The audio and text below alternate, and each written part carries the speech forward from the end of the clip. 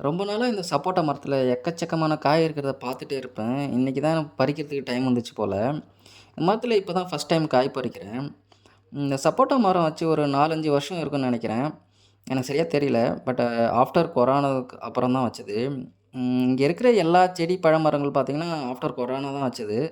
ஏன்னா, அதுக்கப்புறம் தான் இதில ஒரு இன்ட்ரெஸ்ட் அப்புறம் டைம் கிடைச்சது.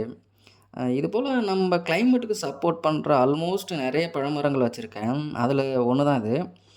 நெக்ஸ்ட்டு ஒண்ணு ஒண்ணா பழங்கள் பறிக்கும்போது போடுறேன். இதுக்கு முன்னாடி சப்போட்டா பழுக்க வச்சதில்ல. இதான் ஃபர்ஸ்ட் டைமு. நெறைய பேரு அரிசியில பழுக்க வைக்கலாம். அப்புறம் வைக்கோல்ல பழுக்க வைக்கலாம். அப்புறம் நெறைய பேரு ஒரு குழி தோண்டி அதில புதைச்சு பழுக்க வைக்கலான்னு சொல்லி கேள்விப்பட்டுருக்கேன். நான் வைக்கோல்ல வைக்கலான்னு வச்சிருக்கேன். ஏன்னா சீத்தாப்பழம்லாம் அதில தான் வச்சு பழுக்க வச்சிருக்கேன்.